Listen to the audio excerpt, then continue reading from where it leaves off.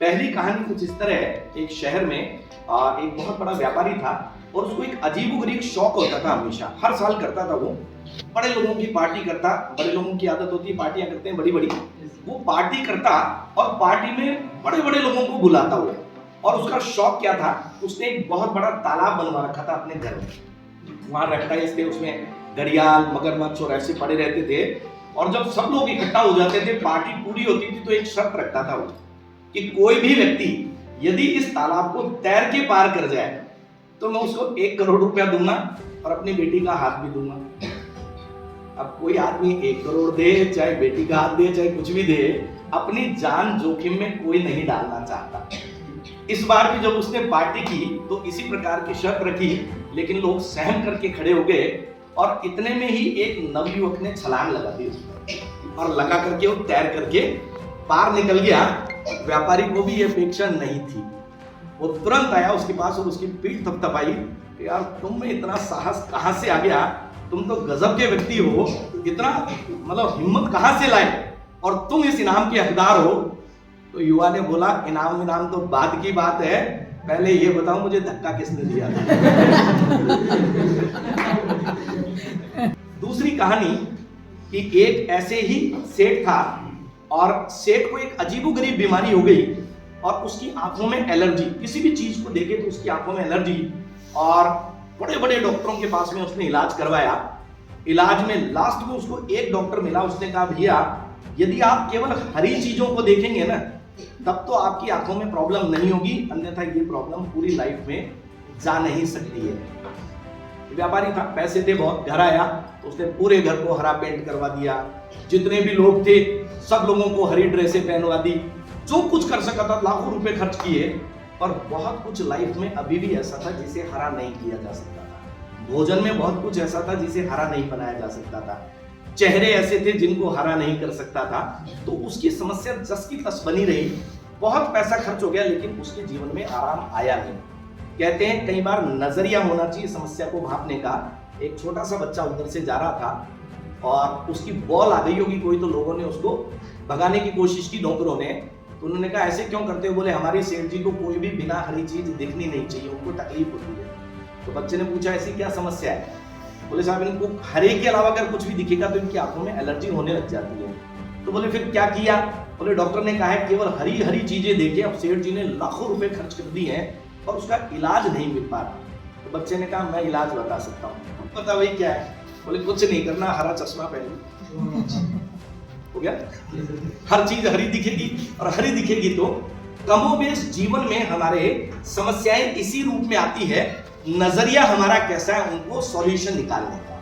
और ऐसा ही मौका मुझे मिला कोरोना काल के दौरान, जब लगभग 1.5 महीने तक तमाम दुनिया घरों में कैद थी।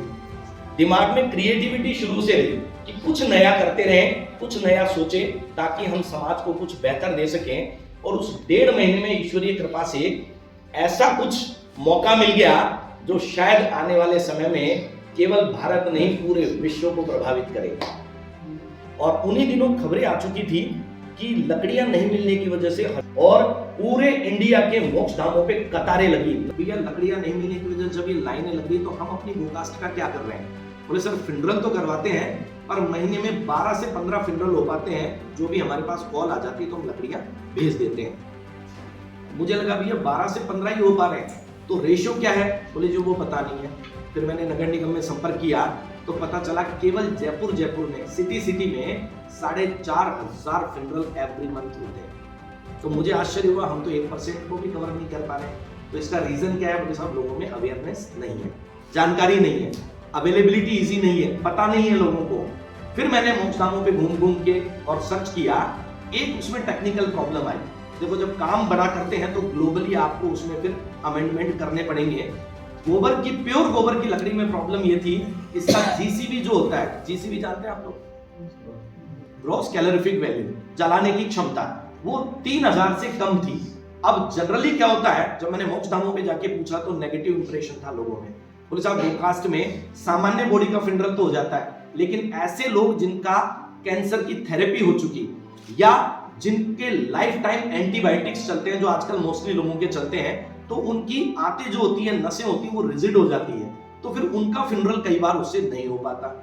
अब मुझे लगा बाय द वे इसको हम इम्प्लीमेंटेशन में लाएंगे तो अपन तो फेल हो जाएंगे बहुत जल्दी। दूसरा, प्रोडक्शन कैपेसिटी बहुत लो थी उस मशीन की। आती तो वो मशीन 1 लाख रुपए की है, लेकिन 500 किलो लकड़ी पर डे बनती थी उसमें। 3 जने चाहिए, फिर सर्दियों में सूखने में 8 दिन लगते हैं, गर्मी में उसको 5 दिन लगते हैं, बरसात में वो बनती ही नहीं है, क्योंकि अगर बना के हमने सुखा दी तो एक गोबरेला होता है, गोबर का कीड़ा, वो खा जाता है उसको। अब मुझे लगा यहाँ तो थ्रू द ईयर प्रोडक्शन चाहिए, क्योंकि फ्यूनरल तो थ्रू द ईयर होते हैं, और जयपुर के फ्यूनरल अगर मुझे उस मशीन से कराने हैं तो 270 मशीनें, 90 मशीनें चाहिए और 270 लोग चाहिए, और बड़ी सारी जमीन चाहिए सुखाने के लिए। मन और मनी में केवल एक मात्रा का अंतर है। मन के बड़ी की मात्रा लगा दी तो क्या बन गया? मनी। लेकिन देखो दोनों में डिफरेंस कहाँ है? यदि आपका मन किसी चीज को करने के लिए 100% एक्टिव हो जाए तो मनी उसके पीछे दौड़ेगा, और आपने दिमाग ही मनी में लगा दिया ना तो आपका मन भी खराब हो जाएगा। मनी तो पता नहीं आएगा कि नहीं आएगा। लेकिन एंटरप्रेन्योर यदि आप लाइफ में बन गए ना तो अपनी लाइफ के आप मालिक हैं। वरना हो सकता है आपको लाख रुपया मिल जाए, 1.5 लाख मिल जाए, 2 लाख मिल जाए, 10 लाख मिल जाए, लेकिन कहलाएंगे आप किसी न किसी के होगी ना। 4 शब्द मैंने बचपन में सुने, नौकरी, चाकरी, तनख्वाह और वेतन। आपने भी सुने कि नौकरी, चाकरी, तनख्वाह, वेतन सुने? क्या डिफरेंस हो सकता है? नौकरी, पहले के जमाने में एक व्यक्ति कमाता था और परिवार के 9 जनों का पेट भर लेता था, इसलिए क्या कहलाई साहब? नौकरी। एक ने करी और 9 की व्यवस्था चल गई। फिर धीरे धीरे परिवार छोटे हुए, हम 2 और हमारे 4 हो गए ना। फिर आ गई चाकरी, एक ने कमाया और 4 जनों का पेट भर गया। फिर उसके बाद में धीरे धीरे और समस्या बढ़ी, महंगाई बढ़ती गई। अब हस्बैंड भी कमा रहा है, वाइफ भी कमा रही है, बच्चे भी अपना कुछ न कुछ कर रहे हैं, तो आ गया तनख्वाह, यानी जो कुछ कमाए वो तो तन ही खा गया ना। तो क्या कहलाई? तनख्वाह। और फिर आ गया वेतन। अब तो जो कमाते हैं तन पे भी पूरा नहीं पड़ता, तो क्या कहलाया? तो फिर जिस पे तन पे ही पूरा नहीं पड़े तो फिर ऐसे काम को करना ही क्यों? जब आपकी किसी चीज को लोग इजीली एक्सेप्ट कर लें तो आप समझ जाइए फिर आपको सक्सेस होने से कोई भी व्यक्ति रोक नहीं सकता है। और अमूमन कल्पना करें, अब बिजनेस व्यू पॉइंट की बात आप करते हैं तो मैं आपको बता देता हूं, 1 करोड़ फ्यूनरल जब होते हैं इंडिया में, औसतन 10 से 15 हजार रुपए एक फ्यूनरल पे आम बात है खर्च होना। हमने इसमें एक डिफरेंस ये दिया, चूंकि ये एक फील का काम भी था, एक धर्म से जुड़ा काम था, एक आस्था से जुड़ा काम था, भावना से जुड़ा काम था, हमने टोटली इसको फ्री कर दिया, टोटली फ्री। वहां पे लकड़ी के नाम पे हम किसी से भी पैसा नहीं लेंगे। अब सवाल उठता है पैसा कहां से आएगा? तो हमारे साथ में 8-10 ऐसे ऑर्गेनाइजेशन आ गए हैं जो आज भी चैरिटी में बिलीव करते हैं। बहुत ऑर्गेनाइजेशन तो सारे चैरिटी में काम करते हैं। वहां हमने 2 चीजें और की कि कैसे गाय के प्रोडक्ट घर घर पहुंचे। मैंने आपको कहा जब मैंने MD पंचगव्य किया तो वहां मैंने सीखा केवल गोबर और गोमूत्र से 250 तरह के प्रोडक्ट बनाए जाते हैं, जिसमें दुनिया का सबसे ज्यादा सेंट जो खुशबू है वो भी गाय के गोबर से बनने लग गई है। आपको लगता हो गाय का गोबर है ना ये चीज, नाक वो सिकोड़ते हैं ना। दुनिया का सबसे महंगा सेंट जो इस समय बन रहा है वो गाय के गोबर से बन रहा है। हेयर डाई बनने लग गई इससे, खेती बाड़ी के बहुत सारे इससे चीजें बनने लग गई है। घरों के प्रोडक्ट, साबुन, टॉप लेवल का साबुन, मैं नहाता हूं पंचगव्य के साबुन से, बिल्कुल नहाता हूं, बनता है। फिनाइल, घर में आप पोछा लगता है, फिनाइल केमिकल का होता है। अब गाय के गोमूत्र से गोनाइल बनने लग गया। हमने भी ऐसा ही एक प्रोडक्ट बनाया, ये गौमय संविदा तो बनाई। इसके अलावा जो भी आपको गिफ्ट में देंगे उसके बारे में बता देता हूँ। गाय के गोबर में 21 तरह की जड़ी बूटियां मिला के और हमने धूप स्टिक्स तैयार की। हमने वो जो धूप बत्ती बनाई 5000 घरों में पहुंचा चुके हैं, और उसकी वैल्यू बताता हूँ, 500 रुपीज का एक बॉक्स है वो। अब आप कल्पना कर सकते हो यार, धूप बत्ती अगरबत्ती जैसी चीज की 500 कौन देगा? देते हैं लोग बात। जिसको उसकी वैल्यू समझ में आ गई और जिसने एक बार घर पे यूज कर लिया वो दोबारा डिमांड भी उसी की करता है। आप में क्रिएटिविटी होनी चाहिए कि उसको किस लेवल पे बना दे। यहाँ पे भी हमारा ये एक फोकस है, एक हमने मॉडल तैयार किया। उन ऑर्गेनाइजेशन से हम लोग डोनेशन लेते हैं, लेकिन बदले में फ्री का डोनेशन नहीं लेते। अभी डोनेशन में क्या होता है, आपने डोनेशन दिया, अगले ने रसीद दे दी, यही होता है। हमने कहा फ्री का डोनेशन किसी भी ऑर्गेनाइजेशन से नहीं लेंगे। जिन भी ऑर्गेनाइजेशन से हम डोनेशन ले रहे हैं बदले में उनको उसी MRP के गोगव्य देते हैं। अब वो आधी कीमत के होते हैं नो डाउट, तो आधी कीमत तो चली जाती है उनको, और आधी कीमत से बची हुई से हम वो लकड़ी फ्री दे देंगे, जिसके बिहार पे हमको फिनरल स्पोर्ट पे किसी से भी लकड़ी के नाम पे पैसा हो गया। अब हमने क्या किया, जब ये सारा फिनरल होगा तो एक फिनरल पे 2 कार्बन क्रेडिट रेटिंग के बारे में कभी पढ़ा आप लोगों ने? और शनि शनि वही चीज कि कैसे वेस्ट चीज से भी हम निकाल करके बेस्ट ला सकते हैं। अगर दिल्ली सरकार की बात करें तो पिछले दिनों पंजाब और हरियाणा में इस पराली के लिए लाखों करोड़ों रुपए खर्च कर दिए उसको खाद बनाने के रूप में, लेकिन सक्सेसफुली उसको इंप्लीमेंट नहीं कर पाए। अब इस तरीके से पराली तो वैसे भी जल रही है, हम नहीं काम में लेंगे तो भी जलेगी, तो हमने कहा जब जल ही रही है तो कम से कम ये दो कि उसके जलने से और कोई और चीज जलने से बच जाए। तो 2 पेड़ जब बचने लग गए, 2 करोड़ पेड़ यदि हमने हर साल बचा लिए, तो आप सोचो 5 साल के अंदर अंदर जिस दिन इंडिया में 10 करोड़ पेड़ कटने से बच गए, ग्लोबल एनवायरनमेंट इंपैक्ट को हम उतना इफेक्टिवली और सक्सेसफुली कवर कर पाएंगे। पहली 2 कहानियों से कुछ सीखने को मिला अपने को। पोटेंशियल तो हर किसी के अंदर है, क्षमता हर किसी के अंदर है, लेकिन कई बार होता है हम हिम्मत नहीं कर पाते, हम घबराते हैं, फेल हो गए तो, मगरमच्छ खा गया तो, सांप खा गया तो, उस डर के मारे हम कूदते ही नहीं है।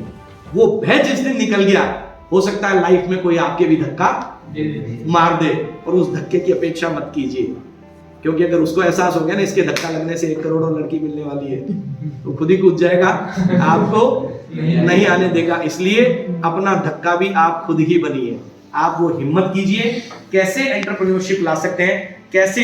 अब आपको लगता होगा ओहो एक गोबर और वेस्ट ही तो बचा था सर जी, वो भी आपने ले लिया, फिर हम क्या करें? तो ऐसा नहीं था, ये तो पहले भी था, अभी भी है। मुझे कुछ चीज आई दिमाग में, मैंने उसको डेवलप किया, हजारों चीजें ऐसी बिखरी पड़ी है बाजार में जिनका यूटिलाइजेशन नहीं है। कहानियों से अपन और बात करेंगे। केकड़े देखें, किसी ने केकड़े सुना तो हो गए, चाइना में खाते हैं इनको, सांप, केकड़े, कॉकरोच, बिच्छू सब खाते हैं वो। इंडिया से एक्सपोर्ट होता है केकड़ा, वो जाता है यहाँ से। तो एक बार चाइना के लोगों ने और इंडिया वालों से कहा भैया केकड़े भेजो। इंडिया वाले ने कहा ठीक है कोई दिक्कत नहीं है। उसने बढ़िया टोकरियों में से भरा, टोकरियां लाद दी। उनके पास तो हाईटेक सिस्टम है, वो वहीं से देख रहा था। बोले यार कैसा नादान आदमी है, तूने कोई पैकिंग वैकिंग नहीं की, कुछ नहीं, टोकरी में ऐसे ही पटक रखे, ये तो सारे समुद्र में गिर जाएंगे। इंडिया वाला बोलता है टेंशन करने की जरूरत नहीं है, एक भी केकड़ा कम हो जाए ना डबल पैसे मैं दूंगा। यार बड़ा कॉन्फिडेंस है इंडिया वाले को, अच्छी बात है, आने दे। गए वहां पे सारे केकड़े गिने, एक केकड़ा कम नहीं। उसने कहा यार वो बात तो बात की बात, पहले पूछो इससे। बोले यार ये क्या चक्कर है? बोले तुझे पता नहीं भारत का केकड़ा है। तो भाई भारत के केकड़े में से क्या खास बात होती है? बोले जैसे एक ऊपर चढ़ने लगता है बाकी के बेशक हमारी जिंदगी में यही स्थिति होती है। ये जो दोनों कहानियां है ना, ये दोनों हमारी लाइफ में सटीक बैठती है। आप कुछ भी कर रहे होंगे, दुनिया आप पे हमेशा धूल डालने की कोशिश करेगी, मिट्टी डालने की कोशिश करेगी, आपको डाउन करने की, आपको खत्म करने की। लेकिन जो अपॉर्चुनिटी देखता है ना समस्या में भी, उस मिट्टी को भी उसने जरिया बना लिया। और सेम स्थिति यही, जब आप कुछ नया करने जाते हो ना, सबसे पहले तो परिवार वाले ही केकड़ा बन करके क्या कर रहा है, पागल हो गया क्या, कुछ नहीं धरा धंधे वंधे भैया जैसे नौकरी सब कर रहे हैं ना, कर ले, या तो डॉक्टर बन जाओ, इंजीनियर बन जाओ, सीए बन जाओ, गिने चुने हैं। बट मैं धन्यवाद दूंगा आज के भारत की 2015 से जब से स्टार्टअप आया है, एंटरप्रेन्योर्स की लाइन लग गई है इंडिया में।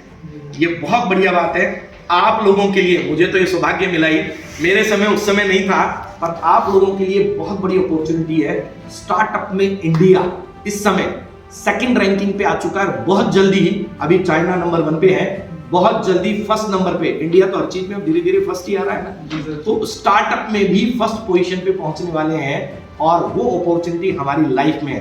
सिर्फ अपने आसपास नजरें घुमाइए और भूल जाइए उस भय को, कौन आप पे मिट्टी फेंकता है, कौन आपकी टांग पकड़ के खींचता है। अगर इन चीजों से निश्चिंत होकर के और आप अप्रोच अगर करेंगे किसी चीज को, एफर्ट आप करेंगे, तो अब तो इतनी अपॉर्चुनिटीज हैं सरकार की तरफ से। देखो ऐसे इंक्यूबेशन सेंटर, मुझे सौभाग्य मिला, MNIT का नाम है, देखो साहब, आज भी मैं कहीं खड़ा होता हूं तो बड़े कॉन्फिडेंस से बोलता हूं कि मैं MNIT के MIIC में इंक्यूबेटेड हूं।